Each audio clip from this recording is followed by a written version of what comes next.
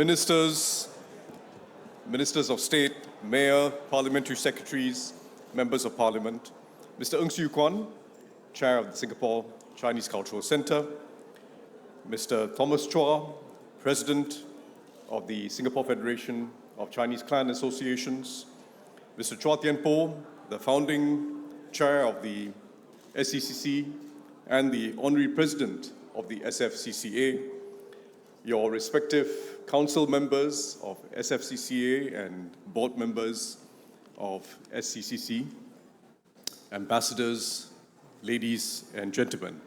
各位来宾，新年快乐，恭喜发财。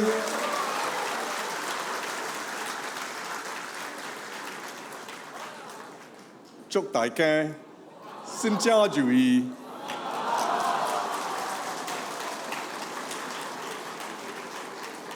生意发达，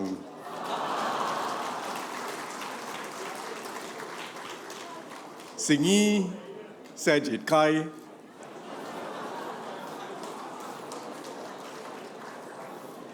Allow me to carry on in English. Well, my wife and I are very happy to be here once again at this joint celebration by the Federation of Clan Associations and the Singapore Chinese Cultural Centre. It's a spring reception that is a moment for reunion within the Chinese community, but also a moment for unity amongst our diverse communities. And I commend both Mr. Ng Siu Kwan and Mr. Thomas Chua for their very thoughtful speeches. Both your organizations are in complementary ways seeking to promote Singaporean Chinese culture and to foster unity amongst our diverse communities. And in so doing, you're strengthening our national identity. The Singapore Federation of Chinese Clan Associations is expanding its priorities, as Mr. Thomas Chua has laid out. You're trying to see how you can help seniors navigate a world where digital devices are now used for so many things. Importantly, you're promoting sustainable living, and you intend to mobilize your younger members to come up with initiatives and ideas to spread the spirit of conservation of nature. And importantly, you continue to build an inclusive and compassionate society, including strengthening our racial harmony. This is work that you've been doing for many years. In fact, it was very evident in the last few years, and you're continuing this work. And your respective clan associations, such as Singapore Kwangtung Hui Kwan, the Eng Chun Hui Kwan, were very active during the pandemic in supporting the vulnerable of all walks, from all walks of life and all ethnic groups. So thank you for your good work and for intending to expand these emphases in your work. Singapore Chinese Cultural Centre has been working actively and creatively with your partners to preserve and promote a vibrant Singapore Chinese culture. I think the initiative with which Mr. Ng Siu Kwan spoke about to develop a comprehensive online repository of local Chinese arts and culture is a very important one.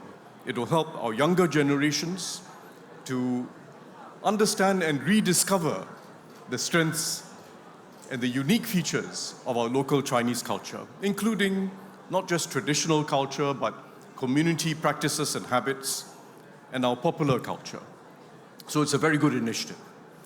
At the same time, the Singapore Chinese Cultural Centre has been actively promoting multiculturalism in Singapore, promoting greater understanding of each other's cultures and values, including the values which we share together. And importantly, you have also been promoting greater exchange and collaboration between our different cultures and the different cultural groups in Singapore. What both SFCCA and SCCC have been doing, quietly, without too much fanfare, without the beating of cymbals and drums, is in fact important. It is part of how we evolve our national identity. Fundamental to our peaceful, multicultural Singapore is respect for our different traditions and our different ways. That is the foundation. Respect for our different races, cultures, and religions. That's the foundation.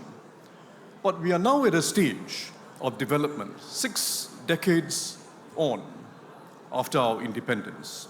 We are at a stage where we can build on this foundation, build on our history and experience together as a people, to go further, to deepen our multiculturalism. It has 2 strands. There are 2 strands in this deepening of our multiculturalism. First, to keep alive and strengthen each of our diverse Singaporean cultures. And second, to foster greater crisscrossing of our different cultures and greater collaboration and participation in each other's cultures. And the challenge is to achieve both these strands, not achieve one strand at the expense of the other. We need not and should not sacrifice or dilute our respective cultures in order to deepen multiculturalism. If we do that, we will just be weakening our heartbeats. But neither do we need to live in separate cultural spheres in order to keep our distinctive cultures alive and strong. We must foster that crisscrossing so each of our cultures evolves whilst absorbing influences from others and absorbing the influences that come from a multicultural Singapore environment. We have to take a long view. Imagine the Singapore that we want and the people that we want 10 years, 20 years, 30 years from now. This deepening of Singapore's multiculturalism will help us enhance the distinctive character of each of our traditions, Singapore Chinese, Singapore Malay, Singapore Indian, and our other Singaporean traditions.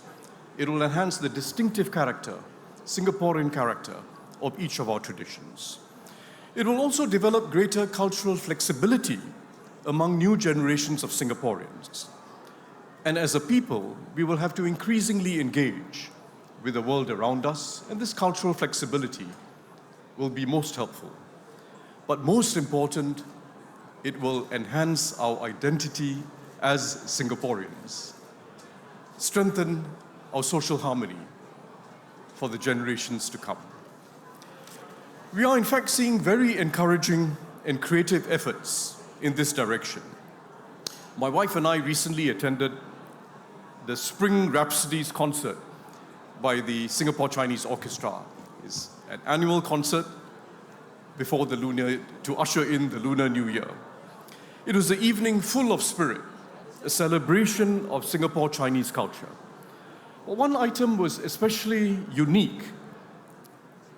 It was a fresh rendition of the traditional Chinese New Year melody. It's Spring Again.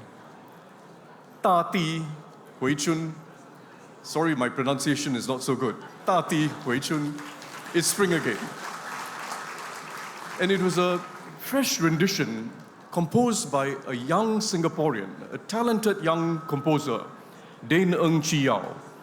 Graduated from NAFA and the Royal College of Music. He then got a NAC scholarship to go to the Berklee College of Music in Spain.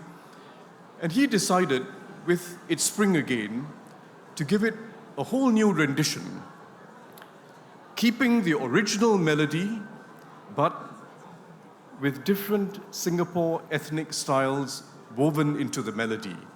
Singapore, Malay, Indian, and Chinese styles. It was not just Campo Campo. It was not just Campo Campo. The original melody was still there, with all its elegance and the stirring of the heart that it creates.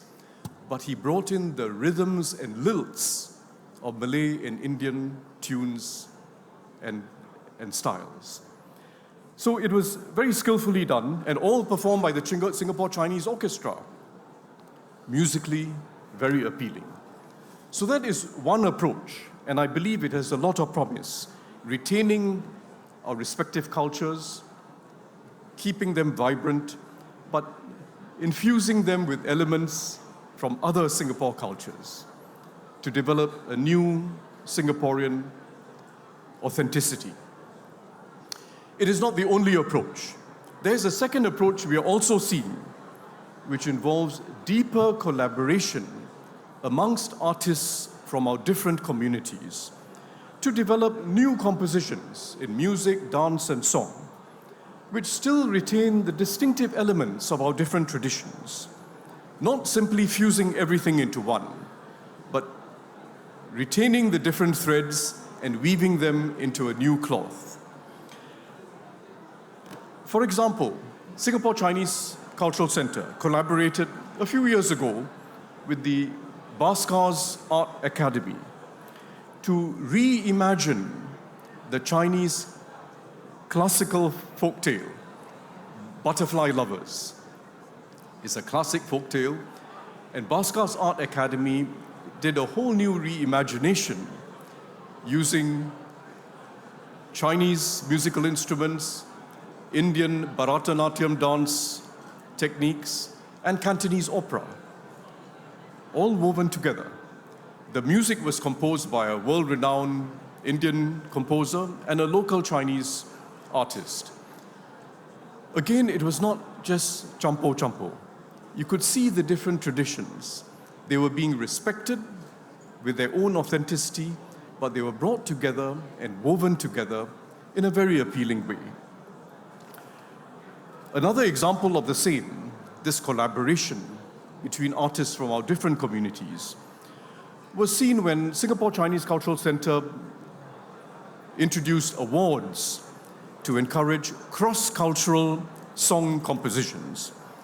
And a few years ago, in fact, in 2019, the winning entry was a Malay-Chinese song. It was produced by Jamil Said. He was also one of the two people who composed the lyrics, Jamil Said together with Lim Wei Pin. And they wanted to create a song with the influences of both P. Ramlee and Theresa Teng. They called the song Ku Mau Zai Hu, combination of Malay and Chinese. Aku Mau is I want, Zai Hu, to care. So I want to care. Ku Mau Zai Hu. And it was very skillfully composed and sung by Regina Han and Jamil Said himself in Chinese and Malay. And I listened to it. I listened to the YouTube video. And I was thinking to myself, is this P. Ramlee or is this Theresa Teng? In fact, it was both. You could feel the soul of both P. Ramlee and Theresa Teng in the song. And that is the second approach, where we collaborate, blend our different traditions, create a new fabric, but one where the threads are still visible and distinct, not losing those different threads of our cultures, and ensuring that the whole performance is appealing to the ear, to the eye, and most importantly, to our hearts. There is a third approach, and I mention these three approaches because they are examples of what we can grow in the years to come. The third approach is just as important, and in my view deserves more emphasis, and that is to retain our different traditions, but for us to cross into each other's cultures. Retain our different traditions, but let's cross into each other's cultures. Don't dilute the traditions, but as individuals and as cultural groups, learn respectfully about each other's cultures, the intricacies of each other's cultures, seek to be proficient in them, and for some of us, even develop virtuosity and flair. A very good example is Tan Ching Lun. Tan Ching Lun is now in his 30s. He was at a young age already a master of the Chinese flute, Di Zi. And he was then taught by Governor Northern Ratnam, a leading Indian flautist, how to play the Indian flute, the Venu. And Tan Ching Lun has now become a master of the Indian flute. In fact, he even won an award at an Indian music competition. He's regarded as one of our best. A wonderful example of someone who has not lost his own culture, is in fact a leading exponent of his own culture, in his case playing Dizi, but has crossed into another culture and become a virtuoso in this other culture. There are other examples, but we must now make it possible for our younger generation to do more of this crossing into other cultures. And our school CCAs are very fertile ground for achieving this. Not losing our different cultures, not diluting them, but taking the effort to learn each other's cultures and develop some proficiency. We cannot force this evolution of our multiculturalism. Culture has to evolve organically. And we have to let them evolve, but let them evolve in a way that infuses elements of each other into each culture and make it natural for our young to cross into each other's cultures and to learn from each other. We must admit that appreciation of our different cultures in Singapore is actually quite superficial and quite weak. In the old days, if you remember, we had Aneka Ragam in the 1960s. Those of you who are old enough will remember. People went to National Theatre, different community clubs, different parts of Singapore, and you watch multiracial performances. In fact, at the opening, which was attended by Mr. Lee Kuan Yew, over 40,000 people attended. It was remarkable. But that was in the days before television. Most people had no TV. And people flocked to these Aneka Ragam Rakyat performances for entertainment. And they absorbed something, learning about each other's cultures. We can't go back to those days. But we have to find a new way in which we can achieve this crisscrossing of our cultures. We can achieve this collaboration between artists of our different cultures. And we can, for many individuals and groups, cross into each other's cultures as well. If you think about it, Singaporeans take very easily to Western culture. Some of them spend years mastering Western music, dance, and song, or taking an interest in it. There's nothing wrong in that. It shows the openness of our Singaporean minds, and it shows our talent. But if we can do it so easily with Western culture, we can in fact take a much stronger interest in our own Singaporean cultures, strengthen this crisscrossing, and deepen our national identity as we do so. I believe we can. So finally, let me commend Singapore Chinese Cultural Centre and the Singapore Federation for Chinese Clan Associations for your active and progressive approach to deepening our cultural anchors in each of our communities, but also in strengthening our national identity. It will be a continuous journey, but there's no journey more worthwhile than strengthening the Singapore heartbeat. I hope the Year of the Dragon brings abundance in all that we wish for, and all that we wish for together. 祝大家身体健康，心想事成，龙马精神，万事如意。Thank you.